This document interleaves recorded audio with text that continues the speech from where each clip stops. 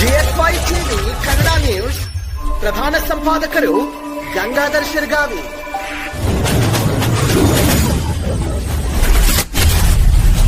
ಜಾರಕಿಹೊಳಿ ಒಂದ್ ಕಡೆ ಕಾಂಗ್ರೆಸ್ ಅಲ್ಲಿ ಇರ್ತಕ್ಕಂಥ ನಾಯಕರೇ ಲೀಡ್ ಅನ್ನ ಕಡಿಮೆ ಬೆಳಗಾವಿ ರಾಜಕಾರಣದಲ್ಲಿ ಖಂಡಿತ ಇಲ್ಲ. ಸತೀಶ್ ಜಾರಕಿಹೊಳಿ ಅವರು ನಮ್ಮ ಪಕ್ಷದ ಹಿರಿಯ ನಾಯಕರು, ಅದೇ ರೀತಿ ಲಕ್ಷ್ಮಣ್ ಸವದಿ ಅವರು ಕೂಡ ನಮ್ಮ ಪಕ್ಷದ ಹಿರಿಯ ನಾಯಕರು.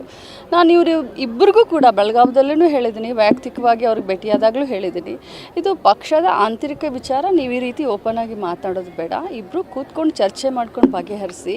ಯಾರ ವಿರುದ್ಧ ಇಲ್ಲ. ಈಗ ನಾವೆಲ್ಲರೂ ಒಂದು ಇದ್ದಿದ್ದಕ್ಕೇ 18ರಲ್ಲಿ 11 ಸೀಟನ್ನ ನಾವು ಗೆದ್ದಿದ್ದೀವಿ. ಸೊ ಏನೇ ಇದ್ದರೂ ಕೂಡ ಪಕ್ಷದ ಚೌಕಟ್ಟಿನಲ್ಲಿ ಕೂತ್ಕೊಂಡು ಮಾತಾಡಿ ಬಗೆಹರಿಸ್ಕೊಳ್ಬೇಕನ್ನೋದು ನನ್ನ ಒಂದು. ಕಲ್ಯಾಣ ಕರ್ನಾಟಕಕ್ಕೆ ಬಂದಿದ್ರೆ ಅಂಗನವಾಡಿಗಳಲ್ಲಿ LKG UKGಗಳು ಕಲ್ಯಾಣ ಕರ್ನಾಟಕದಲ್ಲಿ ಬೇಡ ಅಂತ ಡಿಸಿಷನ್ ತಗೊಂಡಿದೆ.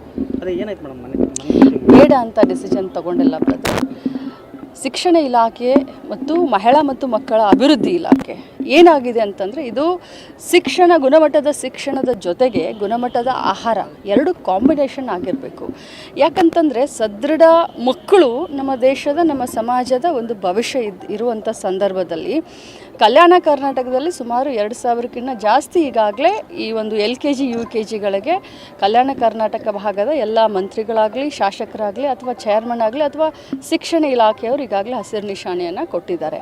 ಆದರೆ ಇಡೀ ರಾಜ್ಯಾದ್ಯಂತ ಏನು ನಮ್ಮ ಅಂಗನವಾಡಿ ಕಾರ್ಯಕರ್ತರು, ಸಹಾಯಕಿಯರು ಏನು ಒಂದು ಸ್ಟ್ರೈಕಿಗೆ ಕೂತ್ಕೊಂಡ್ರು. ಆಮೇಲೆ ನಮ್ಮ ಅಂಗನವಾಡಿಯ ಅಸ್ತಿತ್ವದ ಪ್ರಶ್ನೆ ಬಂದಾಗ, ನಮ್ಮ ಇಲಾಖೆ ಅಸ್ತಿತ್ವದ ಪ್ರಶ್ನೆ ಬಂದಾಗ ನಮ್ಮ ಮೋಟೋ ಏನು ಅಂತಂದರೆ ಪೌಷ್ಟಿಕ ಮತ್ತು ಗುಣಮಟ್ಟದ ಆಹಾರವನ್ನು ಕೊಡೋದು, ಆಹಾರದ ಜೊತೆಯಲ್ಲಿ ಶಿಕ್ಷಣ ಕೊಡೋದು. ಸೊ ಕಂಬೈಂಡ್ ಆಗಿ ಎರಡು ಇಲಾಖೆಗಳು ಕೂತ್ಕೊಂಡು ಚರ್ಚೆ ಮಾಡಿ ಒಂದು ಡಿಸಿಷನ್ಗೆ ಬಂದಿದ್ದೀವಿ.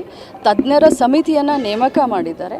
ತಜ್ಞರ ಸಮಿತಿಯ ಅಧ್ಯಯನದ ಮೇರೆಗೆ ಏನು ಮಾಡಬೇಕು ಅನ್ನೋದನ್ನು, ಮತ್ತು RTE ಅಂತ ಏನು ನಮ್ಮ ಒಂದು ಕಾಯ್ದೆ ಇದೆ, RTE ಕಾಯ್ದೆಯ ರೈಟ್ ಟು ಎಜುಕೇಷನ್ ಆ್ಯಕ್ಟ್ ಕಾಯ್ದೆಯ ಅನ್ವಯದ ಅಡಿಯಲ್ಲಿ ಅಂಗನವಾಡಿಯ ಸಮಗ್ರ ಒಂದು ಬದಲಾವಣೆ, ಅಮೂಲಾಗ್ರ ಒಂದು ಅಪ್ಗ್ರೇಡೇಷನ್ ಅಂತ ಹೇಳ್ಬೋದು, ಶಿಕ್ಷಣ ಇಲಾಖೆಯ ಸಹಯೋಗದೊಂದಿಗೆ, ಆರೋಗ್ಯ ಇಲಾಖೆಯ ಸಹಯೋಗದೊಂದಿಗೆ ಎಲ್ಲರೂ ಕೂಡಿಕೊಂಡು ಒಟ್ಟಿಗೆ ನಮ್ಮ ಮೋಟೋ ಮಕ್ಕಳಿಗೆ ಗುಣಮಟ್ಟದ ಶಿಕ್ಷಣ ಮತ್ತು ಗುಣಮಟ್ಟದ ಆಹಾರ.